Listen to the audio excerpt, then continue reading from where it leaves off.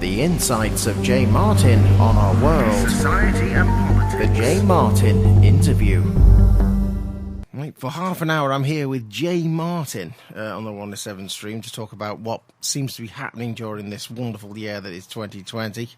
Where the coronavirus, as it's called, which is probably too vague a name actually, because many conditions contain coronaviruses, but SARS-CoV-2 or COVID-19, it was sort of receding a bit over the summer, and now there's a slow sort of increasing in cases, mainly cases actually in September, but then a slow increase of people going to hospital and deaths in the tens of people per day, slowly rising in September. But it's brought on all these restrictions again in the UK, that not to the level of March and April, but things like local lockdowns where they don't want to see people going in and out of each other's households if you're not in a so-called household bubble. The threat of the yet more Tory terminology being used, such as circuit breaker, for example. A local the conditions of the local lockdown would then apply nationally. What's your feeling about it all at the moment? About where it's heading now? Pretty venerated, to be fair. It's been a long year for everyone. Firstly, good evening to everyone who's listening. It's been a long year for everyone, but I have been saying pretty consistently that this is going to end up looking very similar to its brothers and cousins. It almost certainly will be a harsh winter. Unfortunately, it doesn't appear that anyone has really decided to listen to that. And I think that if we'd have been much more sensible, a number of people have asked me, well, okay, what would you have done differently? Of which I've said, well, it's all a bit too late. But if we'd have been a little bit more sensible in the beginning, we could have had a little bit more of a New Zealand-style approach to this.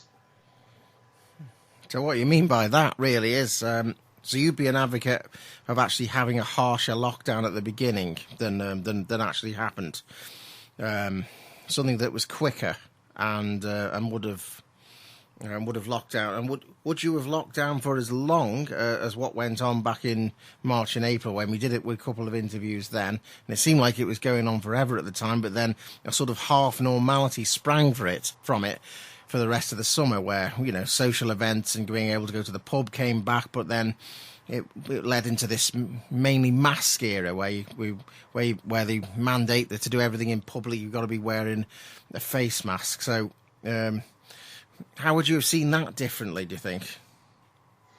Well, firstly, I'm not a massive fan of having to lock down. The mental health effects I'm certainly feeling alongside everyone else.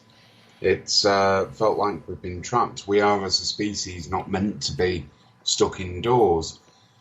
But this said, when we have a pandemic that is of the nature of this one, then there has to be measures taken. So, for example, yes, at the beginning, a harsher lockdown. The fact of the matter is, in a majority of countries that did manage to get control of the virus, the people followed instructions. Governments were sensible, and without quoting one Prime Minister, it seemed that they were all in it together. What's happened in Britain is really, and even worse in the United States, although not in every state, I must add. But we found that there's been a lockdown. We found that there's been rules that have been set in that have then flagrantly been breached by government ministers and their advisors. For example, if I ever need an eye test again, I know which town I'll be driving to. There seems to have been a double standard, which has meant that this virus, which isn't a political beast, but the effects that it's having are, we've had a lot of people believing that they're very special, somehow immune. We've had this coupling with the virus with anti-democracy.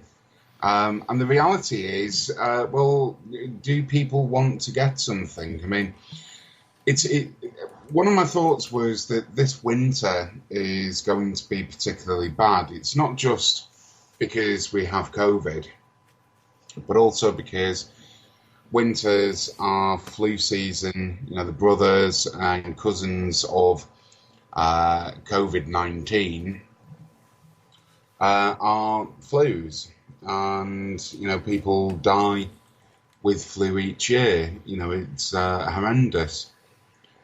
It's going to be bad this winter, in my view, and we won't know whether this is a seasonal virus until next year. But in my view, this winter is going to be a bad one. Not just have you got crippling poverty due to the lack of economic support for people. To quote the UK Chancellor, well, to paraphrase, I should say, you're on your own. You know, we have the health effects of that, plus the virus. And if you're looking for comparisons in history, I think Russian and Spanish flu are there. I mean, look, if Spanish flu were to come around today, it probably wouldn't repeat the same scenario. I mean, one of the things that I think you touched on, Michael, was it's not just the virus, it's the other bacteria then that begin to infect on top of it. So Streptococcus pneumoniae, for example. You have what's already a weakening in the lungs, then made much worse by bacterial infections, upper respiratory tract or chest infections for me and you. And you have things like this, and that's coming this winter. And if I don't have anything that's very positive to say in terms of support for people, I think it's going to be a very bad one too. So it's not. I mean, it's quite low at the moment, isn't it? So if you're looking at how many cases there are, it's not as high as, by any means than it was around then. So no, it certainly isn't, and I've been very careful not to say it's going to be Spanish flu-like levels. It's just acting like the Spanish flu. At the minute, I mean, one of the difficulties that we've got in the UK is the fact that how do we know what the actual figures are? There are 3 government figures that are released, all of them wildly different. The government tends to use the one that flatters it the most, and as such you get a much lower figure. I mean, the death rate and the infection rate are effectively from 28 days ago. So I prefer to look at the ONS figures as opposed to, you know, the government release, because, you know, we need to be able to see honestly what's happening in the country, so we can begin to make some informed choices. You know, whether or not we do go out to the pub, whether or not we do, you know, go out, things like this. I don't think genuinely that this outbreak is going to be anywhere near as fatal as Spanish flu, etc. But I do think it's going to be a bad winter. I think we've got a perfect storm in Britain. Firstly, what we have is the economic nightmare. We have a country that's effectively in a double-dip recession or a depression, which is where my mind is at the moment. You have 40,000 people losing their jobs per day. You have a virus that is predominantly attacking those with weakened immune systems. We all know the effects that poverty can have on people with their immune system. And plus the thing that doesn't appear to be getting mentioned is Brexit. No deal Brexit, where the UK is going to start seeing massive tariffs placed upon foodstuffs and essentials at a time where the economy is taking an economic hit. This is going to be a very bad winter, not just because of COVID. Because they're still determined at the moment to still do Brexit, despite being very busy with this. Have they not put it back because of that? No, not at all. The UK is leaving the customs union on January the 1st. From that date, any Brits that are in Europe will be seen as third-party nationals. Not just that, but tariffs begin instantly on goods traded from the EU customs area. Which, you know, when we see that, I was amused the other day where I saw, Kent is effectively going to become a big border zone, with the county border of Kent being the border into the rest of England. And I thought, it's absolutely incredible, this. For those people who voted simply for Brexit because of the "we want our borders back," well, tough. The border is now the border with Kent, which there's presumably a no man's zone internationally between within Kent. Liverpool effectively is the border with Northern Ireland, and we've just lost most of the Irish Sea. Utterly incredible. And you would have thought that the government would have delayed leaving. I think whatever anyone voted, how anyone voted, they would not exactly be opposed to postponing our departure at least a year to minimise at least the economic conditions. But they're sticking to the same timetable, so it's as if really the whole COVID thing of 2020 hadn't happened. So I've, in terms of journalism, I've actually gone to meet people who don't actually believe in the pandemic, which is Jeremy Corbyn's brother. Interestingly, I guess they wouldn't agree with it, and you can hear a 10-minute interview about that at some point on the 107 stream. Why do you think? That you get these movements such as this, then that we're not facing the reality that you think that we're facing in terms of either that the virus doesn't exist at all, but a lot of people within those sorts of movements believe that it does, but it doesn't represent the threat that the mainstream media claim that it does. Where do you sit with that? Do you think what's going on now, even with these local lockdowns and the fact that we're still facing a lot of restrictions, is actually an overreaction at this point? I mean, I know you said that actually you would have supported an earlier, harsher lockdown. It may not have lasted as long. So where do you sit with that? Well, it's been a while since I've spoke to Piers Corbyn, so I wish him well. I don't agree with him on a number of points. Global warming being one of them, and the same with this. Like it or not, there is a virus that has been identified that is causing excess deaths. There are movements out there who don't believe that we went to the moon. They don't believe that the Earth is round. They don't believe in all this. Yes. Things that can demonstrably be proven to be true, they claim to be false. For those people, there has always been movements like that in and around the world and throughout history too. You know, there are people who were saying the same thing about Spanish flu. The two flus really, 2020 and 1916, 1718, ended up becoming incredibly politicised. What I say to those people is, right, okay, well, fine. If you can provide me with some evidence of your argument, then let's discuss it.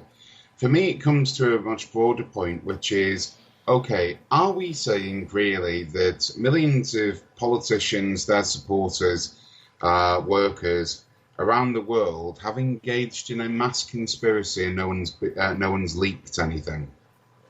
At the minute, what's happening is I would be much more convinced if people weren't copying and pasting Facebook messages from someone who once knew someone who's a nurse or a doctor who has allegedly claimed that it's all fake and hospitals are quiet. All of this is cementing distrust in not just government, but our political institutions. And for that, I have to question why. Who would benefit from mass distrust in our government and our political systems, other than far right-wing and, to an extent, countries that rhyme with blusher and shiner? More or less just said it. Yes. Well, there we are. So that's what I have to say to these people. Provide me the evidence and let's engage. Let's not go on the, oh, you're just one of them because you believe something different to me. Let's not go down that route. But so far, this isn't a case of evidence of absence, is not necessarily absence of evidence. It's not that, or the other way around, as I should have said. It's not that. It's the fact that, well, and another Facebook meme that's going, do you know anyone who's died of COVID? Yes, I work in the trade union movement. I know many people who've died of COVID. I know many people who've got it. And this isn't your run-of-the-mill chest infection.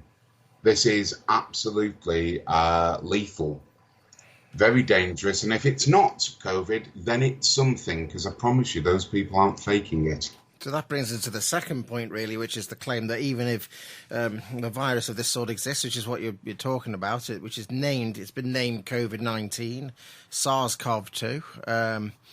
Obviously, it was the one point that was being made is that the term coronavirus is too broad because we have coronaviruses and rhinoviruses in the common cold. So now we're talking about what this is and the reaction to it. Now, in terms of the population, it's alleged that there is only a very small number of people who are grossly affected, even though it is very bad. So is there something in the second argument they have which is separate to the idea that nothing really exists at all, but the idea that if it does, in the way that we know of this virus, that the massive changes to society, the lockdowns and the massive restrictions on our lives that seem to be going on over at least a year are actually justified in that to deal with it, and we shouldn't just say to people who are likely to be most affected that they should be the ones taking the precautions, but the rest of society perhaps does get on with it. So, so do you think it's a proportional response what's happening now? Well, my immediate thoughts is, where were these people when, all of the freedom lovers who've appeared all of a sudden, where were these people in 2013 when we saw the beginnings of the privatisation of the NHS, or in the world of work, the introduction of tribunal fees that have only just recently been removed? Where were the people who wanted freedom, for example, of not having to face discrimination in the workplace by one-to-one conversations? Where were the people who wanted all this freedom when RIDDOR rights were watered down, when equality rights were watered down, when your employment rights were watered down? Where were the freedom lovers when the Prime Minister was threatening to withdraw the Human Rights Act? Where were these freedom lovers when it was that Donald Trump decided that it's fine to start removing protections from people? Where were the freedom lovers all of then? No, these people are not arguing for democracy. If they cared about freedom, democracy, or anything like that, surely we'd have seen some more action by now.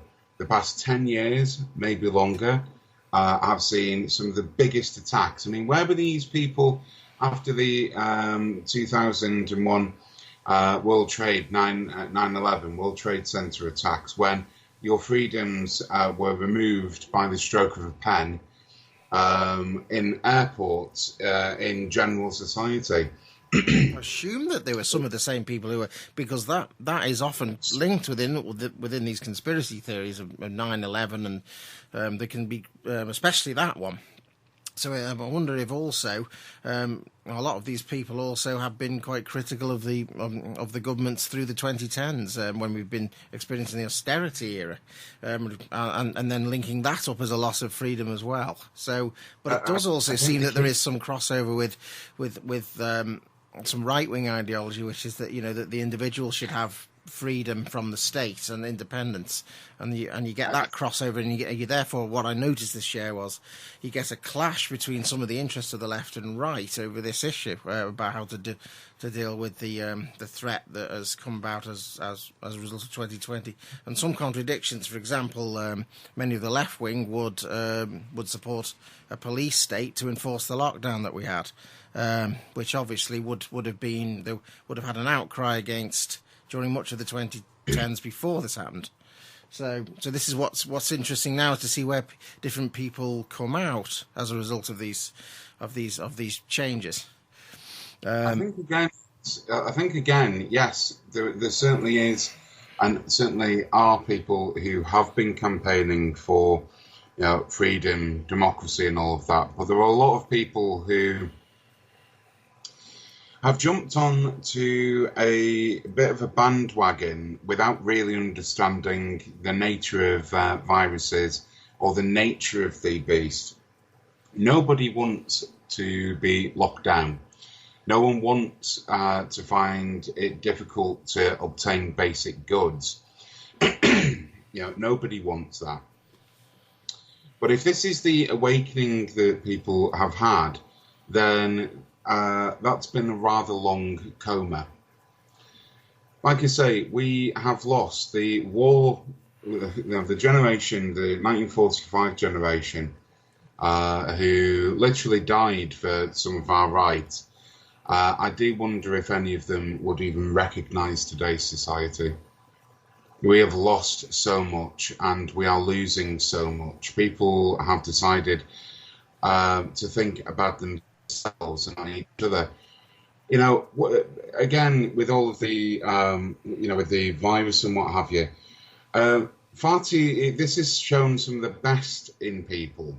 It has shown for me, it's really been humbling to see just how many people have gone to help others. But equally, it's shown the worst of us. People who claim to care about this virus and all of that, generally speaking, are average people. Like I say, there are people who care, but there are also a good group of people who claim to care who don't. They only care about themselves. This isn't about public health. This is about private health. This is about me. It's not about we. I want to go out. I need to do that. Me. And this sort of empowerment of the individual, Margaret Thatcher's dream, is one of the reasons why this virus is still spreading. At the end of the day, it's not going to kill millions upon millions of people. It has killed 1 million people, maybe more. We're not looking, and we're certainly not going to have a look at something like the Spanish flu or anything like that, unless it begins to evolve. My message is really that, yes, this winter is going to be bad, not just because of the virus, but because of the political choices that people are going to have to live with now. Yes. So what do you actually... So in terms of the restrictions that the Boris Johnson administration have gone for, do you broadly think they're a good idea then in that case? Because they're fairly minimal in some ways. It's just restricting to a group of 6 and having to go home a bit early from the pub, and it's sort of half normal life. It's the threat of maybe a couple of weeks, maybe 3 weeks, I don't know, where they will have a downer on people mixing in different households. But do you actually broadly agree with the way things are now, or would you propose something different then, based on what you've just said? No, I don't. I think that genuinely that the actions of the government have been absolutely appalling, and I don't support them. No. What is the point in saying you can't, more than 6 people can't mingle? Okay, so that's fine. All I need to do is remove one person from one place, walk to the next one, swap with someone, and they can go back. Keep getting lots of different sixes, yes. You know, it's pointless, utterly pointless. So, all of this is about herd immunity again. It's not about actually trying to prevent the spread up until some sort of immune bolster and what have you. There won't be a cure for this, because if there was, we'll cure the common cold and a load of other nasty things. But there could be something that helps the immune system along the way. At the moment, I think that when we get into flu season, there's going to have to be another lockdown. There's no point in telling people that they can't go to the pub or pubs have got to shut. Pubs will have lockdowns. Themselves. We all remember the pub's doors shut, and then the lock turns on, and people just carry on. That apparently happened in some places during March and April, actually. So it happened in the Wirral, actually. But by the sound of it, to try and work out what you're saying is, in terms of criticising, so it's, they are being accused of being Orwellian at the same time as not strong enough, depending on where you fall. So am I right to assume that your view is that what the restrictions aren't strong enough, as it, in your view, in September? I think at the moment, what I would do as we enter flu season, we're not quite there yet. What I would have done is done what they've done in France and Germany, which is extend furlough by 24 months. Oh, yes, Germany did that, yes. That's to stop the people trying to work to make ends meet. It would also stop the economic nightmare that's unfolding. I'd have paused leaving the customs union. We don't need an economic shock. And then I would have reserved in the back of my mind. I mean, having pubs that shut at 10 o'clock forces a load of people to leave all at the same time. Oh, yes, we saw scenes. So, of course, I'll just cut in briefly. We saw scenes in Liverpool where people decided to have, well, they're calling it a party on the streets, but there were just a lot of them on the streets, probably having a good time, invariably. And that was attributed to the idea that if everyone leaves at 10 o'clock, do they all go home like nuns, or do they, continue having a bit of a booze up round the streets in the city centre? Well, you can guess what happened. Well, I know what I'd be doing. I'll just leave that on there. But no, there's a lot of half-assed measures that are being taken. I mean, taking the schools back in, well, it's fine for kids, not for teachers. And, parents tend to have chats in playgrounds. So there isn't anything sensible there. We've got a load of construction workers who are being told that they're essential workers for building high-rise apartments. Yet construction is one of the most vulnerable. There's blacklisting in construction. You have workers who are facing, I was made aware that at one company at a former nuclear site in Cumbria, someone has fallen, broke the jaw after being asked to work in an unsafe way. You have sectors of the economy where things like that go on a week-to-week, day-to-day basis, and you think their employers care about their well-being. There aren't any measures to protect people at work. There isn't anything there. Essentially, it's a case of we'll give you 22% of a wage. Well, look, that's not going to help anyone. It's people are going to go back to work, aren't they? And it's going to spread. And if this does mutate or become, we've already got the G strain now, which seems to be only strain that is adapting for humans, human transmission. Yeah, if this does become more infectious and hopefully not more deadly, we've got problems. Well, if it does, Well, because also in the history of pandemics, generally speaking, the viruses have become less virulent, or well, I think so anyway. But definitely dropped over time, and it goes away of its own accord. Given 1 or 2 years in most cases. So surely the idea that, we've got all these alarmist things. We've got the Daily Mail talking about, oh, you can be reinfected again. You can be, the strain would get worse, not better, right? So, but it's kind of like the that nobody really knows anyway, and it's all just speculation. well, there's all sorts that obviously could happen.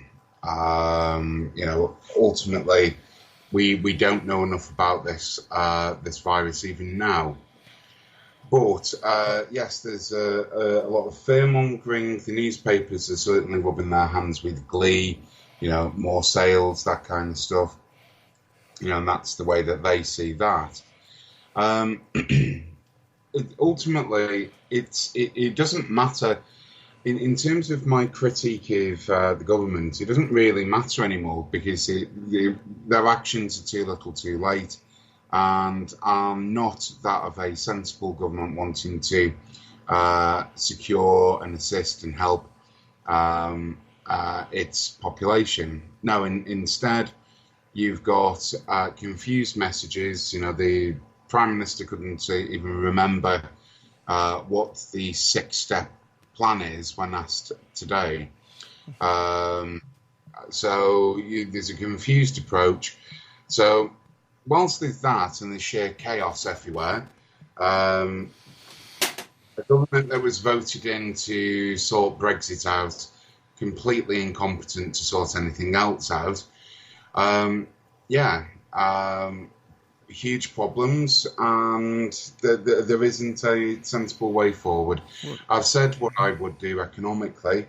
I think for a lockdown, I would reserve that at the moment, but I would be doing everything I could to keep people as healthy as possible, not subsidize. But obviously, just like Nicola Sturgeon, it's been people on the left, hasn't it? Mark Drakeford, Nicola Sturgeon, who've gone in for the more draconian lockdowns and may do again. I mean, I wonder whether if people subject to repeated use of that could actually revolt, or there could be teenage youth riots, for example, in places like London. Do you think it's actually possible to keep doing that over a long period of time, where people maybe feel like they want to help and more compliant towards the start of something for the first few weeks, or are genuinely more scared, but as time goes on, that wears off and becomes something where it would be very difficult to have a second or third really strict lockdown. Do you think that could be the case? Well, I don't think we actually ever did go into a real lockdown. I think there's probably a week before again, everyone became very special. I mean, this isn't, speaking as an historian, it's not something that's new. There have been lockdowns over and over and over. Although it is alleged, and I'm sorry to cut in there, it's alleged that this was the only time in history that the healthy have been quarantined. So do you dispute that idea? Do you think, which is people who haven't got the virus yet have been told to stay at home? It was alleged that it never took that form in history before, but did it?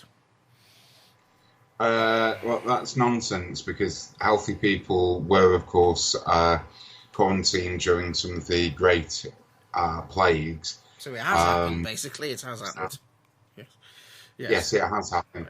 If for example, give you an idea of this, one of the reasons for the Renaissance, not the reason, just a reason, occurred in northern Italy is because Pope, I think it was Clementine VI, I'm happy to be corrected on that, issued a decree basically enforcing lockdown.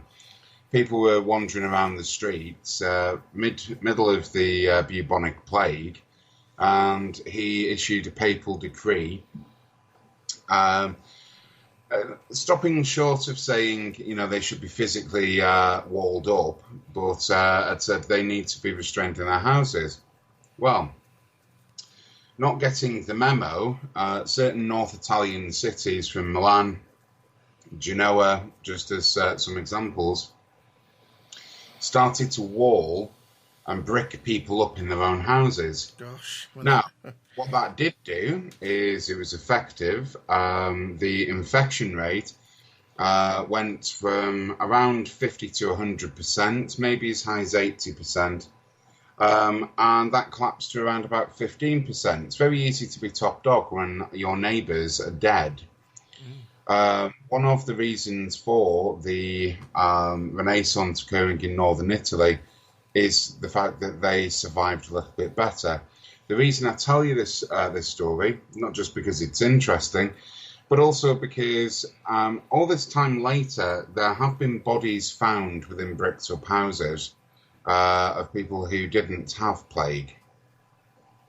So most certainly, no, it's not the first time that the healthy has been told to stay indoors. And forgotten about. I mean, okay, we have all Skype and Zoom and watching the TV and all sorts of things that went on during March, April and May, but literally forgetting about people until they died. So you could say that cure was worse than the disease in terms of the fact that they did succumb to something in those historical times because they were left to die when they were healthy to begin with. They didn't contract the pandemic of that time.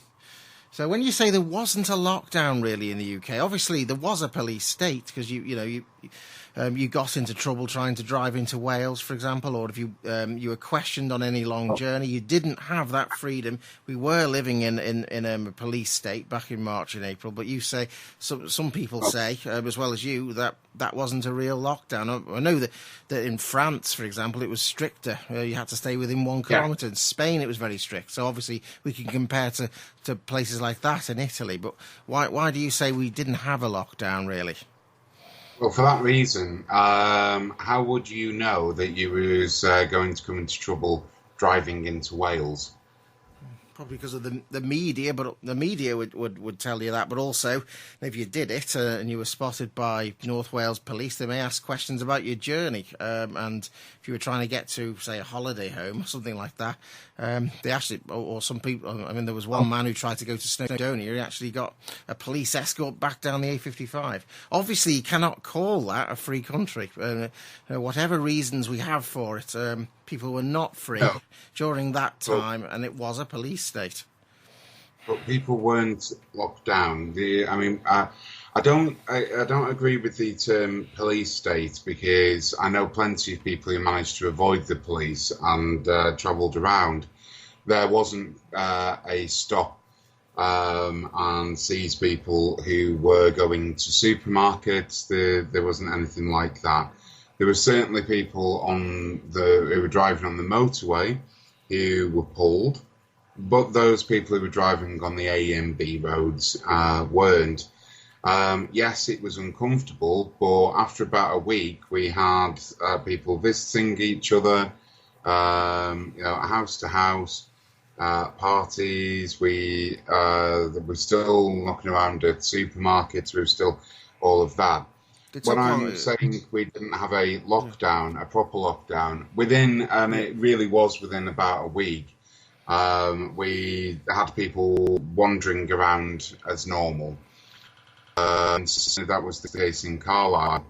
In France, I think it's a good compare and contrast. If you wanted to call it a police state, then it most certainly was, and nothing like the UK. If you wanted to leave your house in France, you needed to have a written attestation as to where it was that you were going. If you didn't have that, you would be fined on the spot €300. That would be by the police or the gendarme. Yes. If you were caught again, then that fine would increase to the thousands, and the third time, it's a 6-month prison sentence.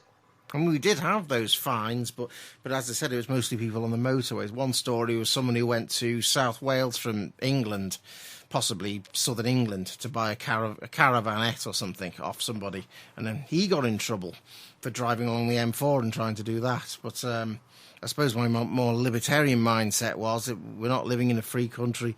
That, you know, they could have taken social distancing precautions anyway, or, you know, wearing a face mask, and it would have been fine for him to do that. So it's so generally speaking, I'd say the atmosphere personally, it felt very like an oppressive, gloomy atmosphere where you were restricted. I actually came up personally with the term town arrest, because I felt it was more that you were confined to your local town. That was the general. You would be viewed with suspicion. Say, we're based in Neston with this radio station, so for example, you'd be viewed with suspicion travelling into Ellesmere Port or Birkenhead. You might be asked where you live, and if you didn't, you'd either not say, but of course you could, but they were trying to discourage that. They were trying to keep people roughly to the few amenities in a local town. E.g., you would go to your local supermarket, or and you wouldn't visit anybody, but neighbours would be able to see your car drawing up. So outside a friend's house, probably enough. That was enough to prevent it, because then you would know that you were visiting, and you know. So we had that psychological control that was almost as powerful as. Nearly as powerful as France and Spain, but and Italy, but they were stricter regimes. I don't think that could be denied. I mean, America, for example, you think that was more of a free country, and there were anti-lockdown protests earlier from more of the right-wing element, but they did have some fairly stringent restrictions depending on which state you were in. California, for example. So that's what I mean by police state, really. That we did go through that, you know, and the restrictions that were introduced in March the 23rd did not stop after a week. It was at least 12 weeks before they were officially loosened, so that you could exercise anywhere within England, for example. And what's interesting is it was the right-wing government that chose to reduce them before left-wing devolved governments in Wales and Scotland. They decided to keep a ban on going into Wales and Scotland for many more weeks following the loosening of restrictions in England.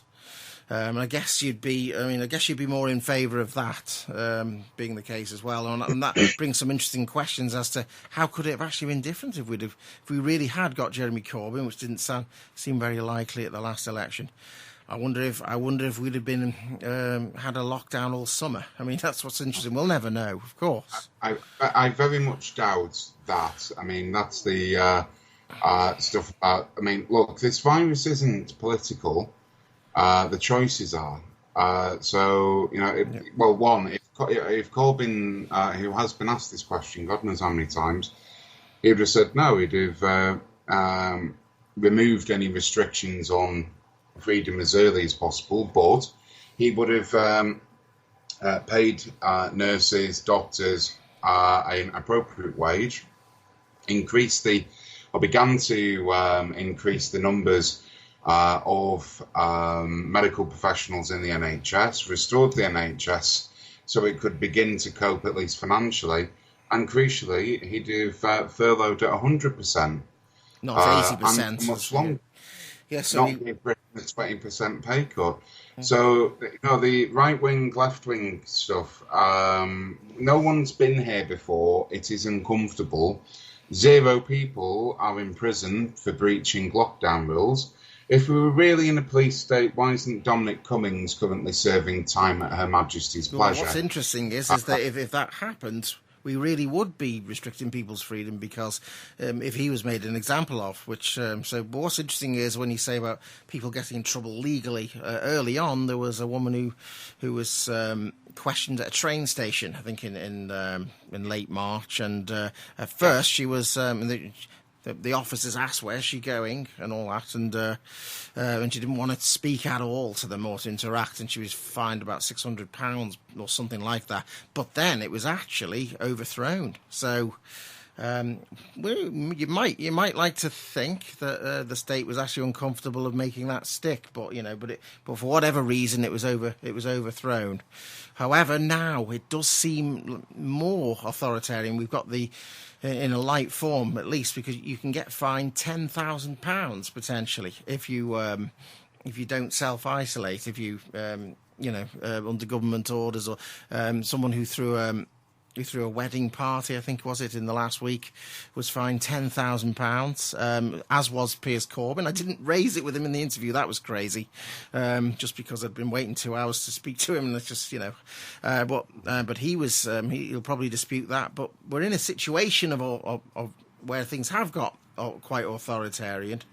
In terms of choosing that amount for a start with, £10,000 to be levied at an ordinary person, together with obviously the emergency powers that are still being retained. So, would you agree with that? Do you think that's proportionate? £10,000? I'm not in favour personally of fines. I think should be about how much you can afford. I don't think slapping a one-size-fits-all fine does anything but disproportion the poor. Yes, of course, because wealthier people might be able to afford it. Yes, simple as that. Yeah. So, but you would be perhaps more in favour of some sort of fine, even if it was a lot lower in proportion to, say, benefit income versus sharehold income or whatever. I would be fine if the law in writing is meant to apply to us all. So whenever I'm asked this question about any enforcement action, my answer is very simple. I don't mind any proportionate, reasonable law being enforced, provided that it applies to everyone. Again, let me give the example of Dominic Cummings then, who flagrantly breached rules. Not only that, but, could only have been speeding.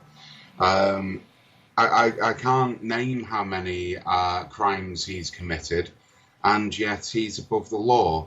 The UK government is quite happy to break the law, and has done many times. But again, if you and I were to do that, what about the likes of Amazon, who paid an effective 0.0005% tax last year? If you chose not to pay your tax, then I know where I'd go and visit you, and it'd be behind bars somewhere.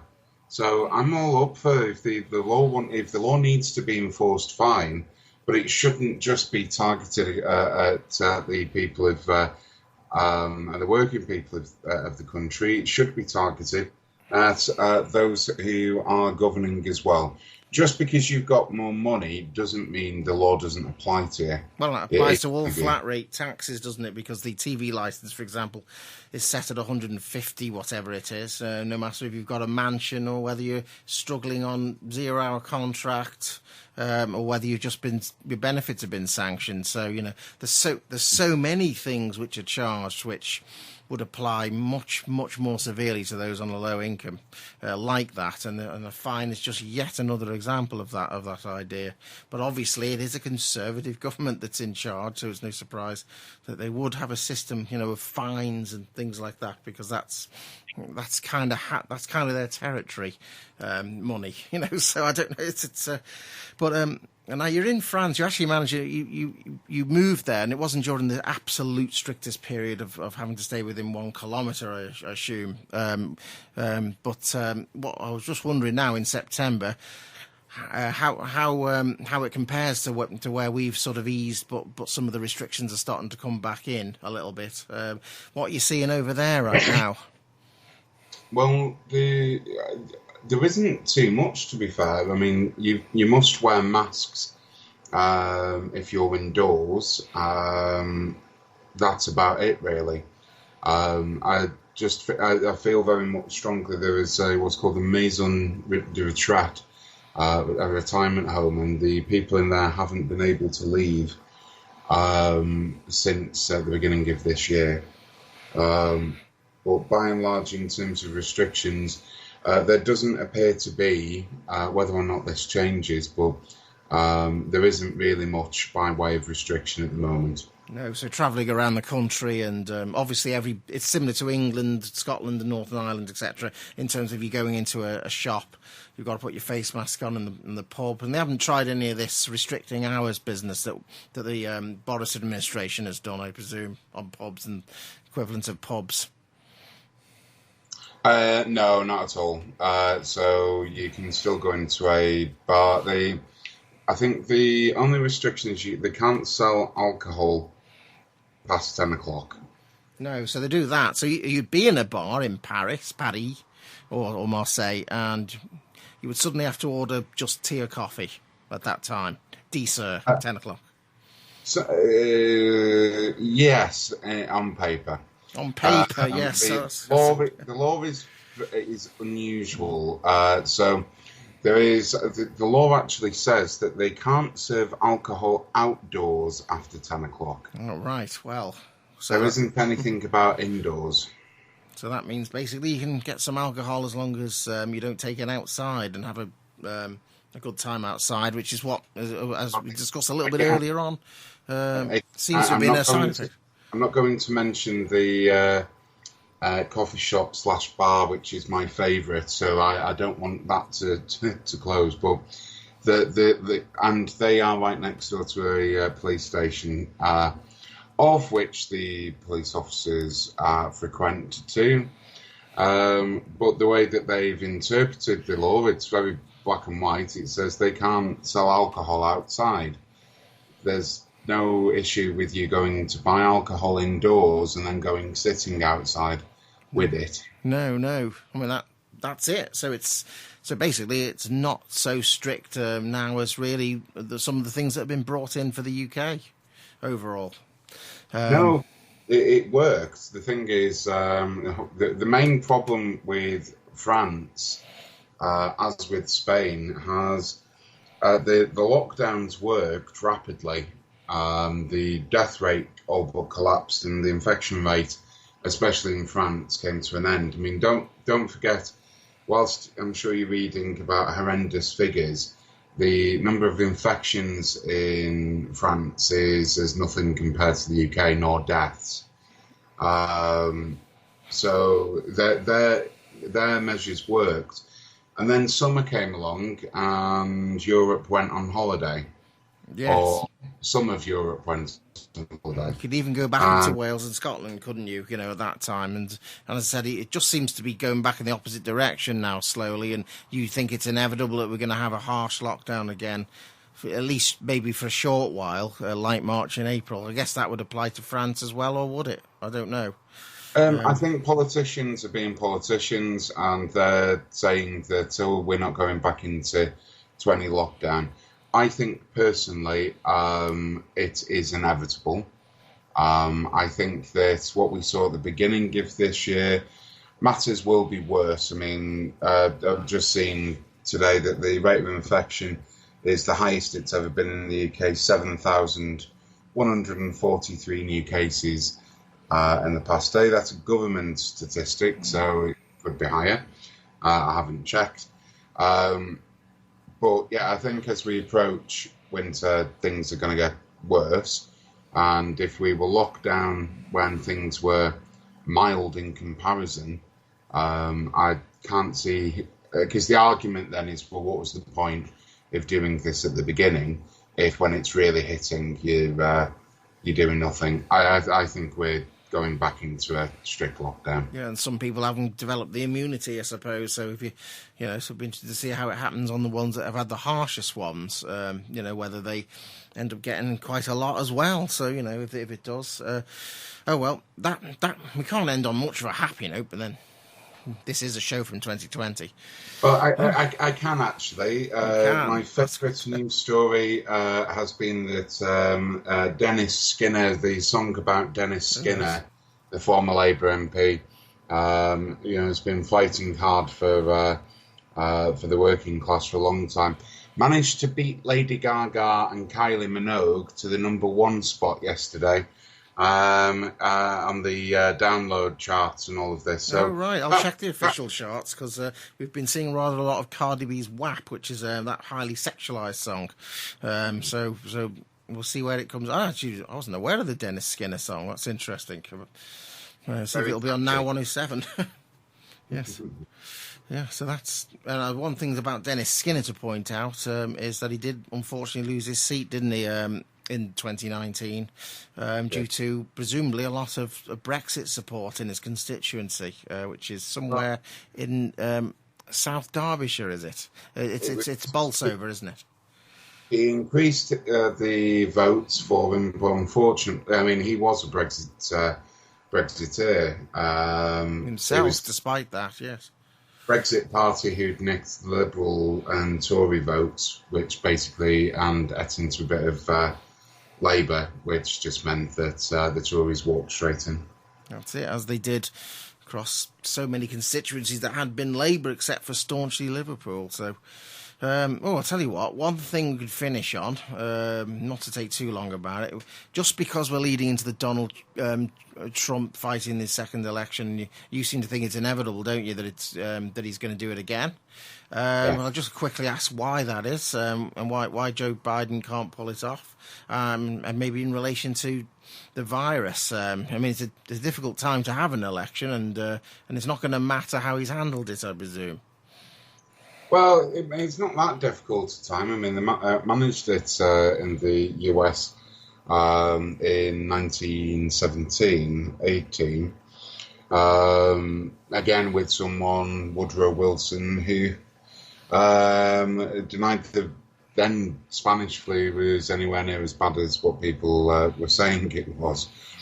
I think Donald Trump's support base has remained consistent.